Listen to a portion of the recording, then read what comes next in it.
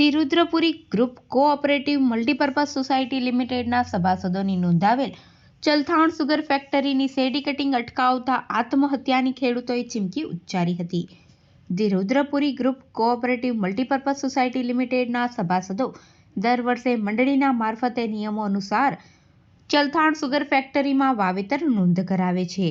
વર્ષે 2024-25નું વાવેતર પણ નોંધાવ્યું હતું. હાલ ચલથાણ સુગર ફેક્ટરી શરૂ થતાં કાપણી સિઝન શરૂ થઈ હતી અને અચાનક અન્ય સુગર ફેક્ટરીઓની દખલગીરી થતાં the Rudrapuri group cooperative multipurpose society લિમિટેડના સભાસદોની શેરડી કટિંગ અટકાવ્યું હોવાના આક્ષેપ કરવામાં આવ્યા હતા.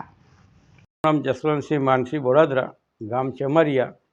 હું ખેડૂત તરીકે વાત કરું છું કે અમે ચલથાણ સુગરની અંદર 500 રૂપિયા ડિપોઝિટ આપી અને અમે ત્યાં નોંધણી કરાવેલી છે.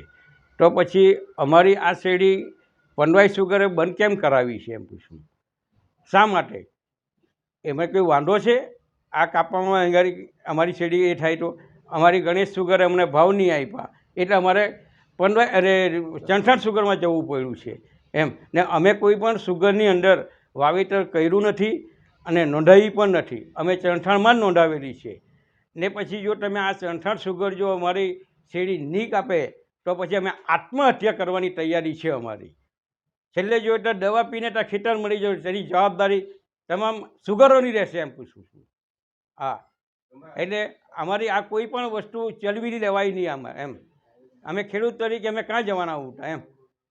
આવી રીતે અમને કનરગટ કરીને બધી સુગર અમારી દારીખેડા નજીક લાગે છે, ઘણી સુગર નજીક લાગે છે. તો અમે આ અમારે આજે વર્ષોથી અમે માર ખાતા આવ્યા અને પછી અમને જે સાલ અમે 12,000 ટન શેરડી ચલથાણ સુગરને આપવી પડી. જો ગણેશ સુગરે જો અમને જો પૂરતા ભાવ આપ્યા હતે તો અમારે ત્યાં ચલથાણ જવું નહીં પડતે એમ. એટલે આવી રીતે બધો અન્યાય થતો છે એટલે અમે ઉગ્ર આંદોલન પણ કરીશું. એ ગાડી અમારી નોંધાવેલી શેરડી મંજૂરીની છે એમ. કોઈ પણ સુગર અટકાવી શકે નહીં ને અટકાવી શકે પછી તો અમે આત્મહત્યા કરવાની તૈયારી જ છે. સમજી લો, અમારી કેટલી સુગર જો શેરડી કપવાની બાકી છે, હજુ ખેતરમાં પડેલી છે એમ. મારું નામ રાજુભાઈ ઈશ્વરભાઈ વસાવા, રુદ્રપુરી મંડળીના ચેરમેન. હું આજે આ ખેડૂતો વતી આ જે સંસ્થાઓમાં જે રાજકીય વર્ગ વાપરીને ખેડૂતો સાથે જે સંતા કુકડી રમે છે એવા ચોરોને હું આ મંચ પરથી કહેવા માગું છું કે અમે લોકો રુદ્રપુરી મારફતે 2 વર્ષથી શેરડી ચલથાણ સુગરમાં આપીએ છીએ. તો એ કાયદેસર ખેડૂતોની રાજી ખુશી મંજૂરીથી આ શેરડી આપવામાં આવે છે અને અત્યારે શેરડીનું કટિંગ પણ આ વર્ષે જ્યારે ચાલુ થયું છે ત્યારે આ સુગર કોઈને કોઈ સુગર ફેક્ટરીના દાબ દબાણથી એકાએક ખેડૂતોને પૂછ્યા વગર ટુકડીઓ ઉઠાવી લેવામાં આવી.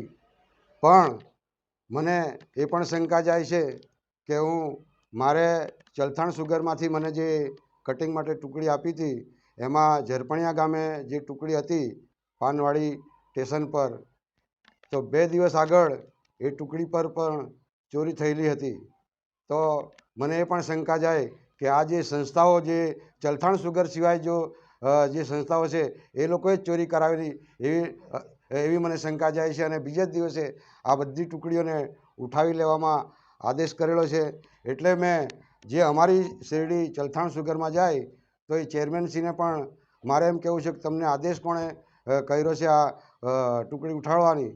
અને જો ટુકડી ઉઠાડવાનો આદેશ કર્યો હોય તો એ લોકોને મારે એમ કહેવું છે કે ભાઈ અમે આ મંડળી મારફતે કાયદેસર શેરડીનું વાવેતર 2 વર્ષથી કરતા આવેલા છે અને સુગરમાં નોંધી અને એનું રેગ્યુલર કટિંગ કરવામાં આવે છે. ગયા વર્ષે પણ અમે 12,000થી ઉપર શેરડીનું કટિંગ ચલથાણ સુગરમાં મોકલેલું છે અને આજે પણ એનાથી વધારે કટિંગ થવા જઈ રહેલું છે. ત્યારે મારા નજીકમાં જ અમારી જ એક જીવાદોરી સમાન વટારિયા સુગર છે એમાં પણ બધા કોલુંદરો જ ભરાયેલા છે એવું મને લાગી રહેલું છે. ત્યારે એ પણ કશું બોલતા નથી. અને જો સુગરને બચાવવાનો પ્રયત્ન કરતા હોય તો તમે આ ખેડૂતોને પૂરતો ભાવ આપો, જેથી કરીને ખેડૂતોને અન્ય કોઈ સુગરના પગથિયા અને દરવાજા ખટખટાવવા ન પડે. તો તમે પહેલાં સુધરો અને ખેડૂતોની વારે આવો, તો એમાં આ ખેડૂતોનું હિત હચવાય એવું છે. બાકીને જો રાજકીય વર્ગ વાપરીને તમે આ તમારા રોટલા શેકવામાં આવશે તો એ સુગર બંધ થઈ જશે, તો આ ખેડૂતો અતિ પાયમાલ થશે એવું મારું માનવું છે.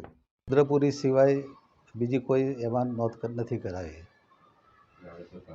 તમારી શેરડી હાલમાં અને નોંધ જે કરાવી એમાં અમે પહેલાં 500 રૂપિયા ડિપોઝિટ ભરી છે અને પછી એમાં વાવેતર કાર્ડ અમને મળ્યા છે ચલથાણા. અને કાપણી હજુ બાકી છે? કાપણી અમારી બાકી છે. અમુક તો થોડી થઈ અને અડધું ખેતર મૂકીને આ મંડળીએ આ આખી બધી જે હતી આ ટુકડી એને ઉઠાવી લીધી છે. હવે એમાં એવું થયું કે ભાઈ અડધી શેરડી રહી ગઈ, તો હવે અમે નથી એમાં પાણી પાઈ શકતા, નથી એમાં કોઈ એ કરી શકતા. આવતી સાલ જે અમારે લેવું જોઈએ તો એ માટે શું કરવું? બીજું કે અમારી જે શેરડી ઊભી છે તે સુકાય છે, પાણી 1 મહિનાથી બંધ કર્યું અમારી શેરડી કાપશે એમ કરીને. તો એ હવે કે હવે કંઈ નક્કી નહીં ને કયા કારણોસર બંધ કરી એ પણ અમે એમાં વિચારાધીન છે. અમે કટિંગ નહીં આવે તો શું કરશું? કટિંગ નહીં આવે એના માટે અમે રુદ્રપુરીના પ્રમુખશ્રી અને માન્ય મંત્રીશ્રીનો પણ સંપર્ક કર્યો.